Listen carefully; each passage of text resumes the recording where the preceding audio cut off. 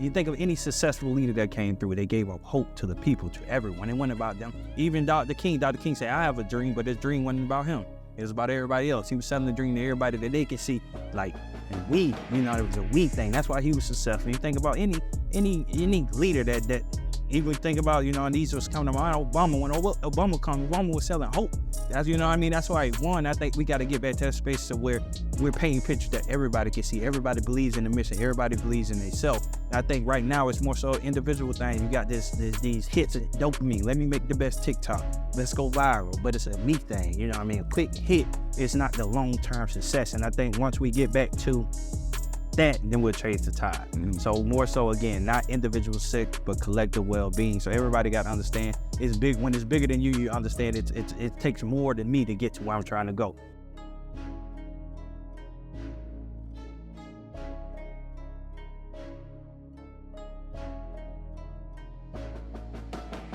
Welcome, world. Welcome, family, to another episode of the EL2A Podcast. I'm your host, Jamie Gilmore Jr. To the right of me, we got Mr. Military Man, and he came in character today. We got Mr. Military Man with these military shirts on today. Before we move on, brother, well, how you feeling today, brother? Feeling good today. I love that. All right, so explain to what you got on right there, bro. Yeah, so this shirt I'm wearing right now, designed by yours truly. But the reason for it is to honor those that have paid the ultimate sacrifice for this upcoming Memorial Day. The shirts, 90% of the proceeds will go towards the statue and the park itself, our beautiful O'Callaghan Veterans Park that's right down the road from us on Fort King Street. So we're helping out our community and other organizations that pour their heart and love into that park. So please check us out, help us out with helping other people. I love it. And more information will definitely be coming about that soon. But to the right of him, we got the highest of Seven Hills, Mr. Eddie the Rock. How you feeling today, brother? Feeling pretty good, man. I love it. All right, man. So we get into that time of the year, man. We're getting to summertime. It's hot outside, man. If you haven't already, make sure you're drinking your water. Drink your water. So I'm going to give you a couple things you need to do. You need to drink water, and you need to like, subscribe, and comment, all right? That'll make for a healthy summer. If you drink water and you like, subscribe, and comment, I promise you're going to have the most blessed summer you ever have, all right? But nah, man, let's get into it. We know we were talking today, in the last couple podcasts that we had some great leaders that came on. We had Mr. Elgin Carlock, followed by Kevin Shealy that came on. And there was something consistent about the message that they said. And it's a message that's been hunting me almost. Over the last couple months, this message has been hunting me. And Mr. Carlock said it in the way he said, it's bigger than me. No, it's bigger than you. He said, it's bigger than you. That's the way Mr. Carlock said it. Then we had Kevin Shealy. He came right on and said, it's bigger than me. The same thing last night. I was actually on Instagram. And it was something that popped up when Tom Brady, he was talking to the rookies. Him and Jay-Z were talking to the rookies of the NFL. And he said, you all think it's about you. It's bigger than you. It's about the team. And he starts speaking to how the players get caught up in the social media stuff and start thinking in endorsements and all these things and think it's about them when it's about the team. So that had me thinking, man, because I think God, I believe in God, and I believe the way of God, how God says messages. I think he's telling me this in the season. I don't know why, but I'm listening, and he has my ears. But it makes me start thinking about back to my journey when I really figured out that it was bigger than me. And the moment that, and I'm pretty sure I probably shared this on the podcast, but I always share this moment. Obviously, I left home in 2012 and I went up to Temple University and didn't know nobody. I was out there by myself. Obviously, I'm going to the league and I'm thinking about me. This is a me thing. Like, I'm going to the league. That's how I've been all my life. I grind, I go to these camps. It's me to go to the league. Obviously, things started not going the way, I wanted it to go when I was up there because it was my show. And then when my show didn't go the way I wanted to go, now in my mind, like, where, what's next or what's going on? What is this? I was just confused. A lot of them growing up in my life, I'm growing up Christian. My dad's a pastor. People would ask me about my faith, and I always would say my dad was pastor. Like, that can get me in heaven. Like, that was my passage of saying, my dad a pastor. Like, that's going to do something for me. I started going through a tough time in my life, bro, and I had to really get down on my knees for myself and ask God, like, God, like, what's, what I mean? I need you in this moment. That was one moment. I was like, I need you. And that was one of the most vulnerable times in my life, in my room, dorm room, shedding tears. Like, that was one of the most vulnerable times of my life. Fast forward, that was one of those, like, what's next moments. All right, so then I get back on the football thing. I'm going, so I left. I had another second win. I get to go to grad school. So now I go out to Illinois, fresh win, just like how I was when I went to Philly, thinking everything's all good. I'm going back to the league. I was thinking I'm about to go out there, have a good year, still have a shot to go to the league. This is really what I want. This is all I wanted all my life. Right. Get out there, having a great, successful camp, get hurt, get injured out there. So my season don't go the way I need to go out there. Long story short, man, I get out of that situation, and now it's the what's next. I'm trying to figure out what it is. Obviously, an ambitious person, so jumping to the next thing is nothing for me. It's like, all right, let's see what it is. But as I'm trying to find what it is, I have a master's degree. I graduate college at this time in my master's, and trying to figure out what it is, but things aren't going the way I want them to go. Still, because I'm chasing what I want. At that time, I asked God, I said I had to go to God, but I'm still chasing what I want in this moment. So I start sports, still trying to do these things. And final moment in my life where I went to God and said, God, what do you want from me? I literally said these words. I will get in the passenger seat. What do you want for my life? And that led me back home, and that leads me to the work that we do today with Cut Different. So when I'm talking about that moment, that moment is bigger than you, that was it. Because God opened to my eyes, like, bro, you've been trying to do your own thing the whole time. That ain't what I have for you. And that never came so clear until the blessing that I walked into. For me, Eddie, to be able to come here and be able to build this to the way it is, because God's with me. You know what I mean? So those questions in those moments when I'm like, what's going on? That ain't for you, brother. You know what I mean? Yeah. This ain't what God had you want. So it's a humbling moment. It's humility. It's a whole bunch of words that I can think of in the moment. But that's what this led me to. So when I hear Mr. Kellogg, when I hear Kevin Shealy saying it's bigger than you, it's bigger than me, that speaks to my soul, because that's literally what has me in this seat right here, speaking into this camera, like me understanding that it's bigger than me. You can chase what you want all your life. You can do these things and try to be the person that you want to be and try to make it work. And if that's not what God wants you to be, it will not work. No matter how good at it, no matter how long you've been doing it, no matter when you think your breaking point is coming and think you're going to bubble up and be that person, I promise you it won't happen. You have to align yourself with God, man. And that's just my story of how I get to this. But I kind of want to get into y'all, man. What is that moment? You know what I mean? What was that moment in your life where you figured out, like, bro, this ain't bigger than me? And we can go around, you go ahead, Myles. When you figure out, like, life is bigger than me? I would say, growing up, you always see the message, but it's just if you accept it, if you just absorb the message.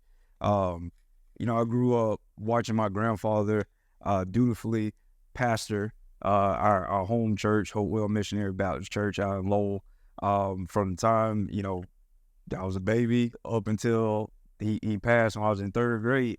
And just watching how he dealt with things and how, he never, at least I never seen him complain. I never seen him say, hey, man, I'm tired of these people calling me asking for help. I'm tired of having to sit on the line and pray for this person. Like, it just did happen. He just did it. And so growing up, I saw that. But it wasn't until I got older that I really started to understand why he was doing those things and why he was just kind of like, he would always just go and help somebody. And as a kid, sometimes I used to get mad. I want my grandfather to take me to the store or take me somewhere. And then now we over to somebody's house for 3 hours praying, and he's over there doing his thing with the family and stuff. But now I get it, because we don't see a whole lot of that happening nowadays. And you don't know what you had till it's gone. So then it's like, man, if there were more people that was like my grandfather doing these types of things, being out in the community, and something that we as church-going people or believers do sometimes is that we fix ourselves to the four walls of the church building instead of being out in the community. And just seeing how he just interacted with his community all the time. And it's definitely, it left a mark on me, one that I'm blessed that I was able to experience that in my childhood, because now it fuels so much of what I do now. But I would say I grew up seeing it, but I didn't really tap into it and accept the message until I was going to, when I joined the military. Then when I joined the military, it's all about that. It's all about, throughout basic training and different things, all about stripping away who you were before you put on the uniform. And it's not a bad thing. It's to strip away all the needless, superficial stuff that we put on ourselves, on our conscience, every single day. It's designed to strip those away and say, okay, what's remaining underneath? And then what's remaining underneath is what they work with. So when I get there, you know, the parts that make you want to be a little more selfish, or make you want to sit there and just be a me show, like those things are strategically plucked away if you buy into the trainer and the overall message and mentality that they're trying to instill upon you. So that's when it really hit me that, man, it's not about me, man. Like I have to do my part in order for this team to win, or for this unit to be as good as we possibly can be.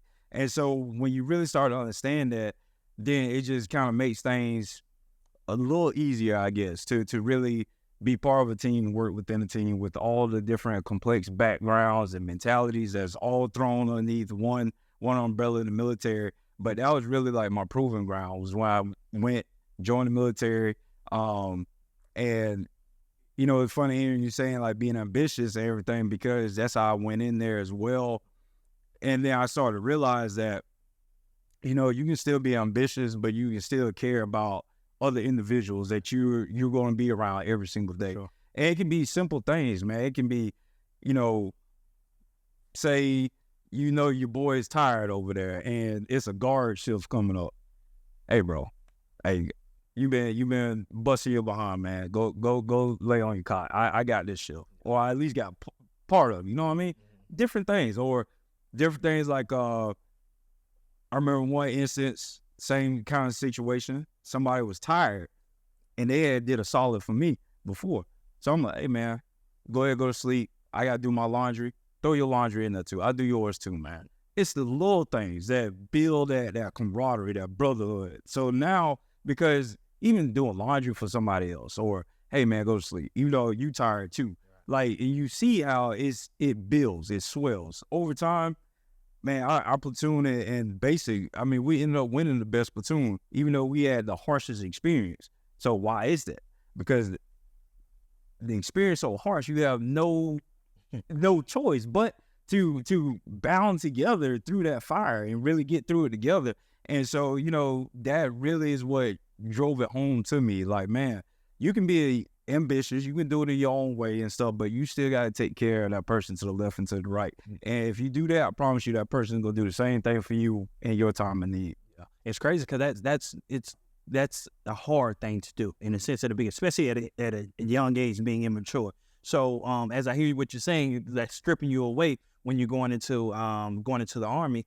It makes me think back. So as an athlete's perspective, you understand that, you know, I put in the work. You know what I mean? And pretty sure like, you did something to get you to this point. And even as a star athlete, so let's just even go back to high school for myself. And I want to speak personally. Thinking about a person that, okay, I understand that I need my quarterback, receivers, and linemen to block for me to get here. But if I'm not on this field, y'all not winning. You get what I'm saying? Like, that builds an ego. And especially when you say being selfish, like, selfishness it's a struggle. Like, when that humble and that selfish thing, because in a sense, you kind of have to be selfish a little bit to get to certain places, or because in the sense of when I say selfish, as far as time, like, my friend want me to go hang out with him, I have to be selfish. Nah, bro, I'm grinding and not go over there, for example. But so it's a fence. You get what I'm going? It's like a fence that you have to straddle. But to that point, that star player for that, and I started playing as a freshman. Now I'm sophomore, I'm starting. Then now it gets to the point, this is my expectation for myself. So when I get into now I'll go to college, I don't set this expectation for myself, but in your world, they strip you away. Yeah. In my world, they hype you up to be that person because that's what they want you to come here to be. So they not stripping you back down to the beginning. The situation had to, you know what I mean? Yeah. So, but think about, if I went into my college situation, they would say, give me all that. You back down here. You ain't playing. You got to earn your stripes. And not saying they don't make you earn your stripes, but when you come in as a star player, they pump you up because they want you to get on the field, or at least think that because they understand that you can leave here. In the Army, you don't, like, you here. I don't think y'all come with the mindset of like, well, I'm about to go in, I'm going to go to the Navy, I'm going to go to another, you know what I mean? In college after, you think, I go to another school, you know what I mean? So it's a different mindset. So as I hear that stripping away, that's a big part. So on the back end, we definitely going to go back to that stripping away because I think that's key. So Rock, how about your experience, brother? Yeah. So I'm the oldest up here. So nah, but just being the oldest, I sit and think about the lifestyle that we've had, that we grew up with, and then I think about thinking of what I didn't have, into what I have, what I see that I have now, as far as when we talk about being a dad or being a role model to somebody. So when I say it's bigger than me, all right, you grow up wanting and wanting your dad to be there. You know what I'm saying? So, and I swear I saw this girl like, dang, why me? I remember a girlfriend in college, undergrad. I used to talk about not having my dad, like having a relationship, and she was like, it ain't about you. And at this point, I had Naya, I had my first daughter, and she's just like, it's not about you. I'm like, what you mean it's not about me? I'm the one feeling this. So how you gonna say, it's not about me? So I'm sitting there thinking about that. So okay, I'm now as I get older and I'm a dad, I'm realizing, okay, well, I didn't have my dad, and I know what it feels like not to have your biological dad in your life. So for me, it's, I can be a better dad for her. Like I can do the things that I wanted him to do for me. So at that point, it was never about me. It was about me being later on in life what God wanted me to do. So working at Cohen Distributing 7 years, and then when I became a department manager, till this day I still get calls. I think I mentioned this way before on the podcast episodes before, where I've had some of my some of my former colleagues that we work with, past colleagues, they'll still hit me up on Facebook. And some like, man, you were a great manager, you're a great supervisor, whatever the case may be, because of the information, like you say, helping them out, and the information that I was willing to give. Like, all right, bro, if you want to be able to rank up within the department or within the job in itself, there's a certain way that you got to act. There's a certain way that you got to dress. There's a certain way that you got to present yourself. These were the things, the techniques, the skills that I was giving them in order to help them. And it was never about me at that point in time either. God placed me in that position to be a department manager, to be able to still be a mentor even at that point in time. So now transitioning into now in life where we are mentors. So not having a dad, not having my biological dad, let me say that's one thing. And then being a manager for a great company, working, mentoring other men on the job, bringing them up in ranks, or showing them how to become these great supervisors, whatever the case they want to be. Now we're mentors, and all those skills and techniques, the things that I experienced at a younger age, now we're able to pass this on to the kids that we mentor now.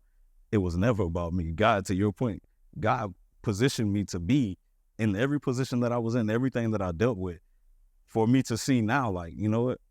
It was never about me to begin with. It's about the purpose that he has for me on earth. And in order for me to be able to put that out in the world. So there are different experiences that there were many more experiences that I had, but those are some that just stood out, and just, I see why God has me here on the stage as a mentor cut different, because it was never about me from the beginning. Yeah. It had something else for it. I like it. So when we saying it's bigger than me, or it's not about you, would y'all agree that's humility, in the sense that's being humble, or just being humility? Do y'all agree with that? So when we're talking about humility, so I got mixed feelings about humility and being humble, and I kind of want to get into it. I need help with understanding humility. So I understand the sense of having humility, or being humble. It's the sense of understanding that it's bigger than you. I mean, if that's how you define it, I feel like that's a great definition for it. But I do feel that there's a sense of hold back when it comes to being humble or being human. Usually when people put those descriptions on you, I feel like they're trying to hold you back from letting your light shine, in a sense. I don't know if y'all feel that way, but I want to talk about, I need y'all to help me in this moment. So when you think about the word of humility, how do you define? Do y'all have a different definition, or would y'all agree with what I just said? Do y'all define humility as like it's bigger than you? Would y'all think that? So go ahead. Oh, I would just say it, like I've said, numerous times on the pod, it's about your motives as to why you do what you do. I was talking to Rory about this not too long ago. You can push yourself to advance, push yourself to improve upon who you are as an entity, wholeness.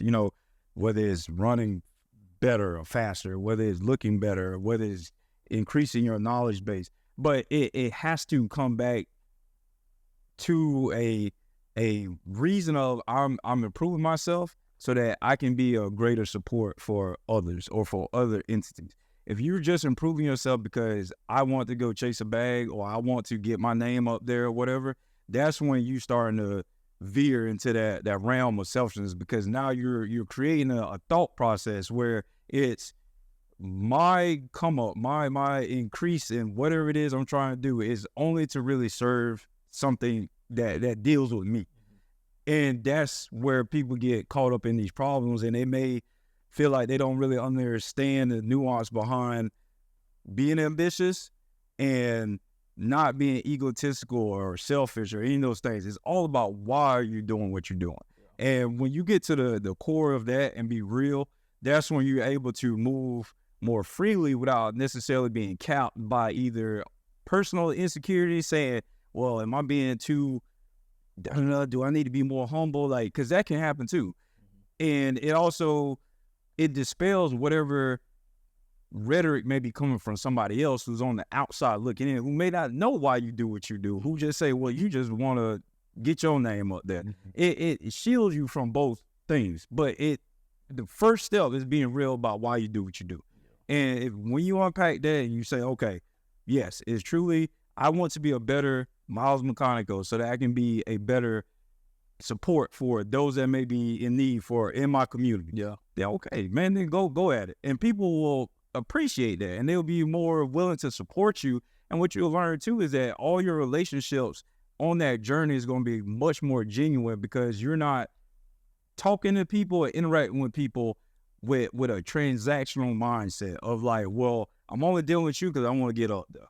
You know what I mean? Because then once you get what you want from that person, you're going to fall off with them. Yeah. Guarantee it.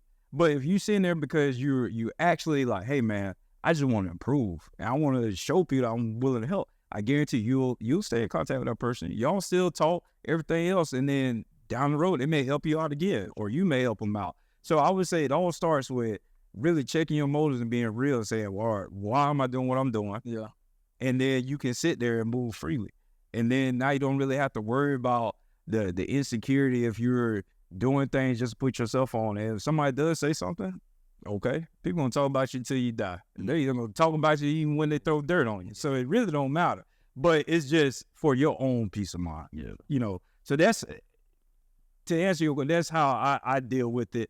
And that's how I just kind of look at humility. It's more so the energy in which you're doing what it is you're doing. If your energy is self-fulfilling, then you're not moving humbly. You're not moving with humility in any regards. It's only self-gratifying. And that's what pushes you over that line into that, in my opinion. Yeah. Nah, so what I say, having humility or it's not gonna stop me.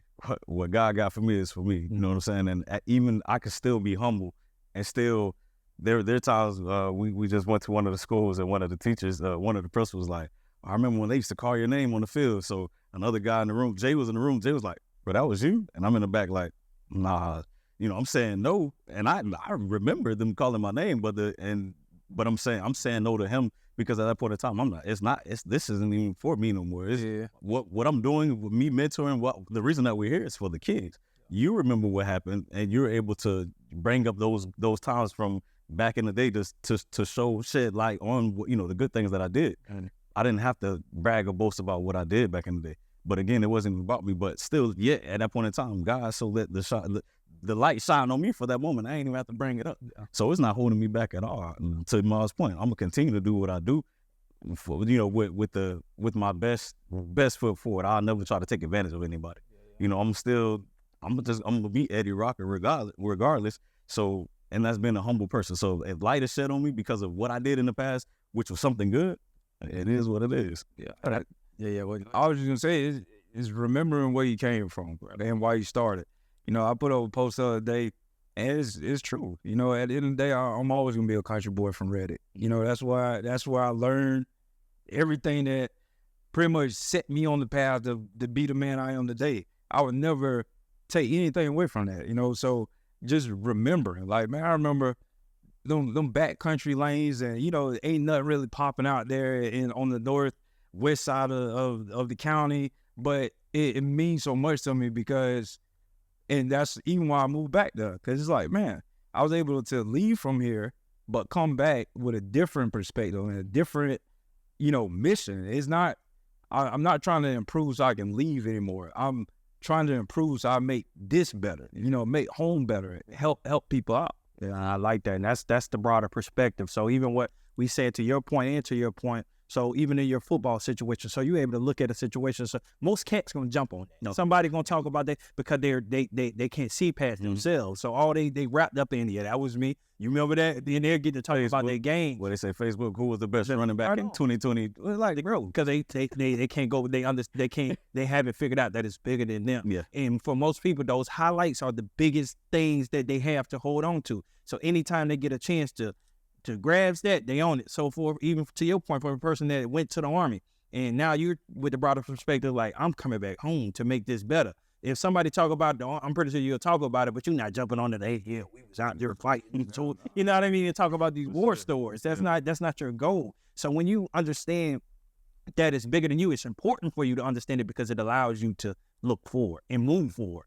When you don't understand that it's bigger than you, you stuck in the past. You stuck into what you used to do in your highlights and it doesn't allow you to create any more highlights. So us understanding it's bigger than us and be able to come back here to our hometown, where we from, and understand we want to make this place better because it's bigger than us. We know that it's other young people that's coming behind us that won't have the experiences if we don't create those experiences for them to understand that life is bigger than where we come from. We figured that out in our going into our adult ages, and we can give these experiences to kids that's in grade school.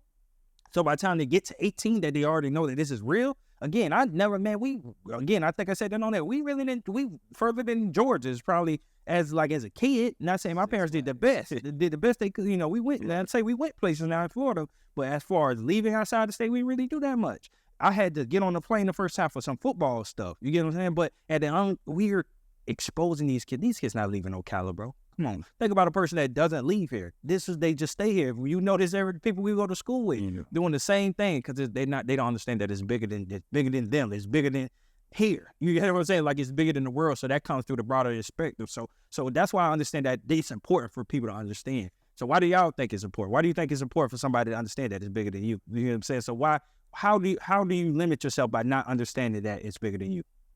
For me, I mean, I think if you don't understand that it's big, you can't give game. You can't teach the next person. At the end of the day, there are other people that have to be able to learn from your humility, if nothing else. I put up a post. So it's crazy. I put up a post about my son in the backyard. I'm cutting grass, and then he asked, "Can he cut the grass?" He's seen, what his dad is doing. You know what I'm saying? So at the end of the day, the information, the game, the playing college football, being a mentor, creating a nonprofit with his brother. I mean, with my brother and his uncle. Is still bigger than me. What can I teach him? What can I teach my kids? What can I teach the kids that we encounter, the families that we like? What can I give them in order to help them progress forward? Mm-hmm. So, and that when I think about humility, that's what I run into people. Man, you and your brother doing big things. Y'all got this. Y'all got, bro. It ain't even about me and my brother, bro. It's about what we're doing in the community. Those moments when we go to the graduations and we see these boys smile and the families are happy to see us there. That's what it's really all about. You know what I'm saying? And so for me, again, it's just being able to give game and to show people how we can move forward as a people. Yeah. I mean, I resonate with that, 100%. I'll tell you just a little bit further. Another reason why it's so important to understand how big everything is, how things connect, is that if you don't truly understand that it's bigger than you, which is going to fuel your drive to learn more, to expand your knowledge base, then you're not going to understand where the problems actually lie because you're not focused on it. And so if you're not focused on identifying, finding issues and trying to alleviate them, those issues will always manifest. They always persist. My wife get on to me all the time, like, you can't save everything. You can't fix everything. I get that. And I know the context is a little bit different here, but the reason why it seems like I'm trying to do so much, say so much, is because the more knowledge you come across, you start to realize, like, man, like this over here is messed up. or this over here can be a little bit better. It's not to bash anybody, it's not to bash anything. It's just being realistic. Saying, man, look, this is over here. Why are we not fixing this? Let's go fix it. But the problem is when you go and try to get a team to go fix it, there's not enough people that understand that it's even a problem. So that's why it's like, all right, it becomes a burden in a sense, because it's like, because you realize it's bigger than you, and you realize how deep some of these issues are, how intertwining that they can be, you start to see like how much of it out there it is, and it'll start to appear like a huge task list. And it's like, realistically, I know in my lifetime, I may only accomplish like 2 to 3 of these things that I can help alleviate. But at least I did it. You know, at least I put my energy, my time in there. I invested it well, trying to make something better, make the community better. And so we have more people that can tap into that mentality, that mindset. Now, when we identify a problem that's over there and we go to sit there and alleviate it, it's not just 2 of us anymore. It's not just 4 or 5 of us. No, it's 100 of us, 200 of us. Because everybody now understands that it's bigger than us, and we got to come together to do this. I may identify as a problem over there, but I may not be the guy that's equipped to go fix that. That's the humility factor.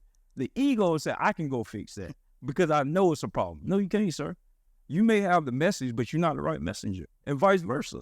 You have to be humble enough to see where you fit in with these complex structures and these issues. And once you really identify that, you can teach other people that, and then it spreads. Now, everybody understands. Everybody can see themselves being a solution to the problem. I love that, man. It's so many things you touched on. I love what you say with the messages sometimes, because we all have stuff to say in this social media age. Yeah. Because the environment that we've come into, this age that we come in, everybody's voice has been amplified, and we created platforms to make everybody think their voice matters. No, it doesn't. Mm-hmm. Your voice doesn't matter, bro. Everybody shouldn't be having freedom to just say what they say, but we created a world where anybody can say what they want, and there's no consequences to it. You got people threatening people talking bashing people. How can you bash you on your couch, bro? And that's another thing. So when we talk about being humble, we need to humble these fingers. Yeah. These people need to humble their fingers, man. We get online and start talking all this trash about people that's actually doing the work, and you just sitting back watching. How can you talk trash if you ain't in the field? Get in the field. You find a solution. You help. Come talk. Let's sit down. Instead of people rather get online and do these things, man. So you're right on with that message. And one thing, so when we having these conversations and we got our viewers watching, people can listen and say, okay, that's cool. I hear what y'all saying, but I don't know how, bro. I don't know how to activate that. I don't know how to activate that humility. I don't know how to put it in place. What do I do to do that? So I want to give people some advice of game. If we can give one piece of advice, each of us, of how to activate the humility, because we're saying humility is what will allow a person to understand it's bigger than them. So okay, so how can a person activate their humility? And I kick it off.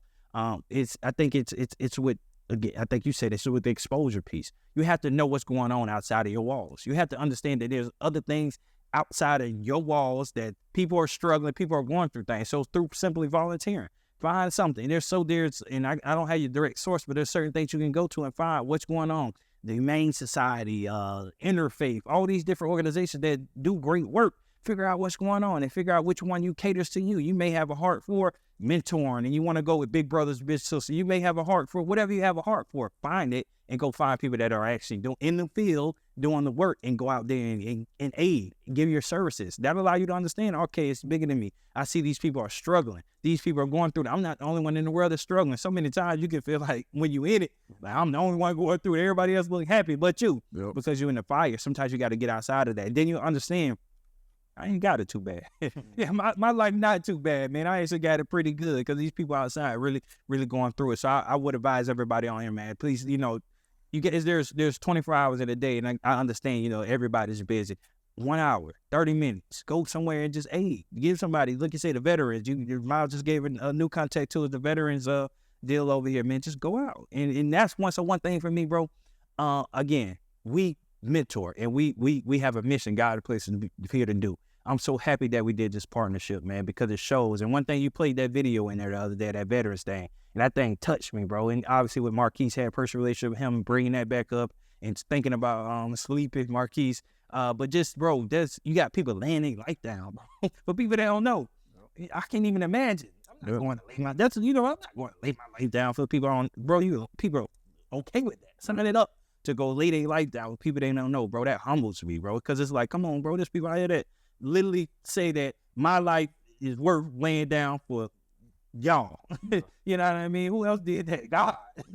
Jesus. You know what I'm saying? So that's one of the highest acts you can do, bro. And to think that people are out here doing that, you should get the highest, gratitude for, and rewards or whatever can be given for that. So definitely go out and volunteer your time. What y'all boys think? Yeah, you pretty much hit the nail on the head. Volunteering, it adds perspective to your life. Like you said, you can see where your life may not be as bad as you thought, and it'll change you.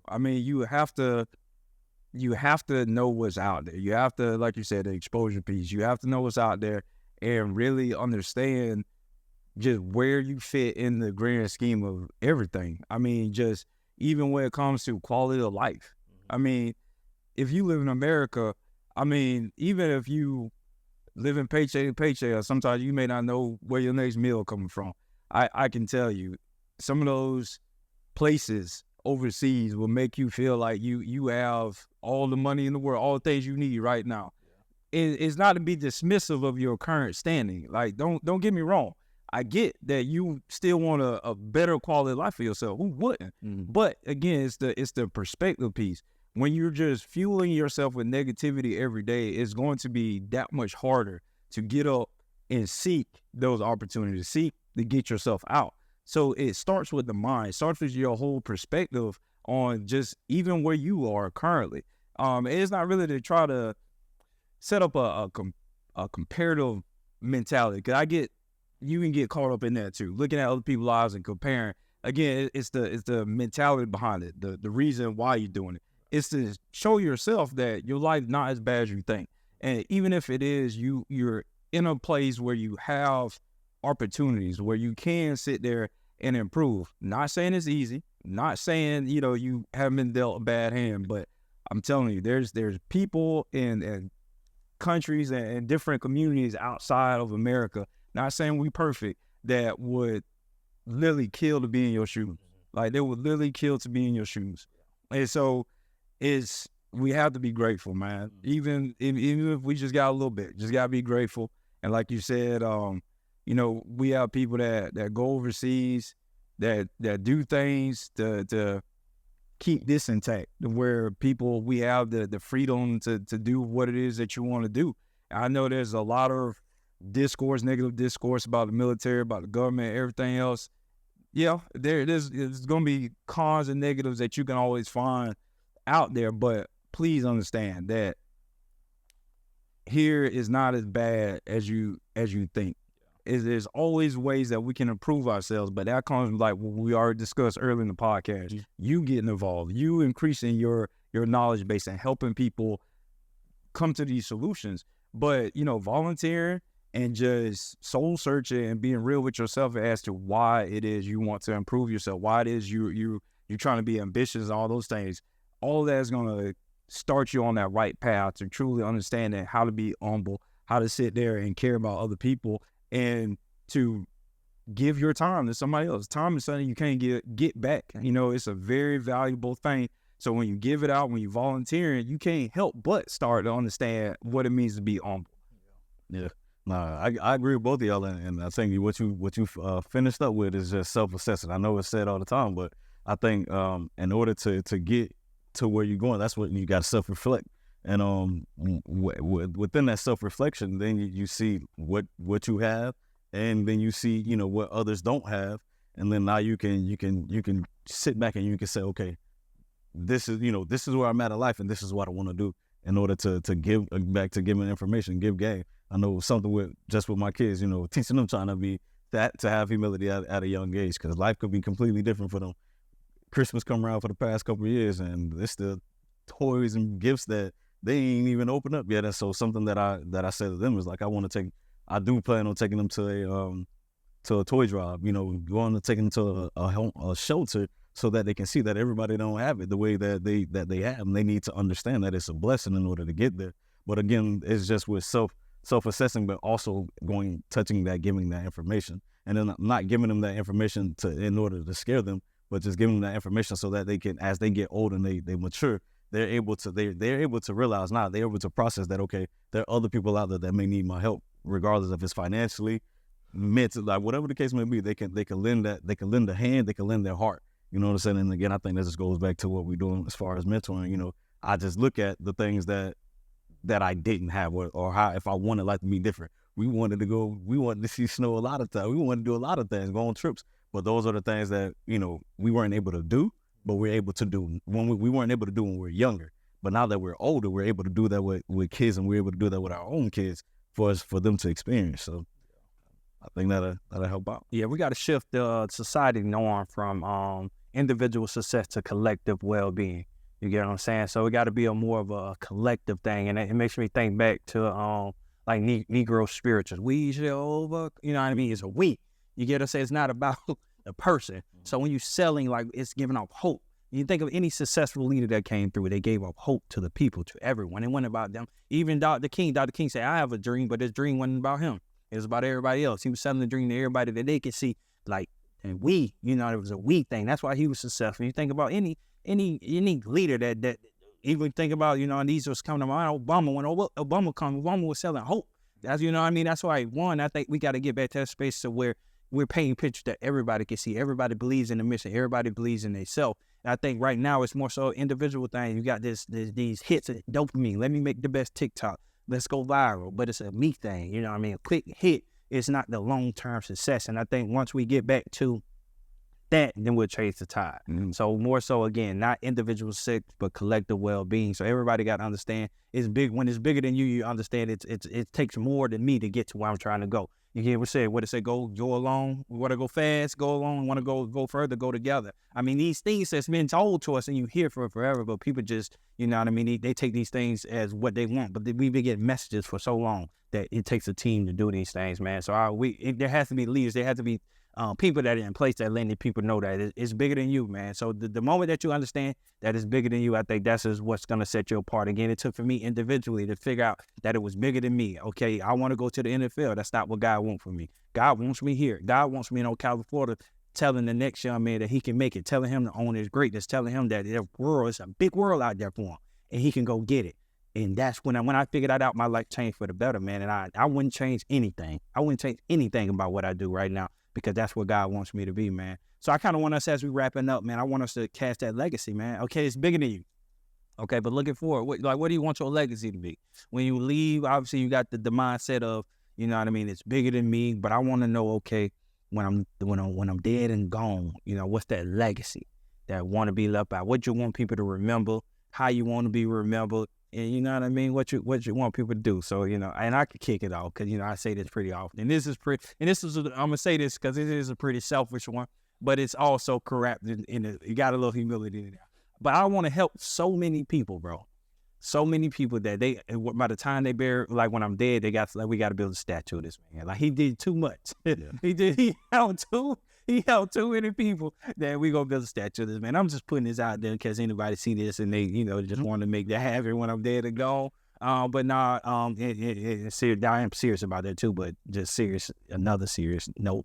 I actually want to, man, like, obviously millions a number, but I want to be able to say I impacted a million people. Like when I left this earth, and that's not, I mean, not directly, you know, verbally, but through my teachers, through my messages, the people that I mentor, they go on to help somebody and aid somebody else, man. And even Mr. Kellogg came back and he said, I forget the number of millionaires. She want to say that ain't really my goal. I just want people to be successful, whatever that means to them. Yeah. You know what I mean? That's hard to track, but I want to be to impact so many, like at least 1 million people that they were successful in that life, whatever that meant for them. So that's me. That's the legacy I want to leave behind. What about you, bro? If I had to put like something to it, I would say my main thing is whatever I leave behind, I want to leave behind just the mentality of, you know, if you know you can, just simply do it. You know, there's a lot of hurt out there. There's a lot of people that need help, and they need people that just literally would just simply be a shoulder for them to cry on sometimes or hear them vent. It's the small things. So I guess mentality-wise, I would want to leave behind. If you see that you can help out, do so. and understand that it's not always the big things that really like set that match in other people. A lot of times the small things, man, the small phone calls just to check up on somebody or text. Like I said before, I gave the example about in basic training, doing somebody's laundry. Like it's the small stuff that really goes a long way. I mean, think about it, even like the pay it forward things, like you probably seen on TV. Somebody go to McDonald's, say, hey, I'm gonna pay for the person behind me, right? It's contagious. Because then that person is like, man, you know what? Yeah, let me go ahead and pay for the other person. Yeah. And it just keeps going. Like, I would just want to leave something like that. Just keep it going. Keep that fire going of helping people. Because me right now, I'm just opening myself to be a conduit for that type of energy to manifest, that of trying to help people. So just open yourself up to that same type, then just keep it going. Because without that type of energy, jumping from person to person, fueling person to person, none of this stuff is going to continue. All this stuff is going to fall away. So I would say that just keep it going. Yeah.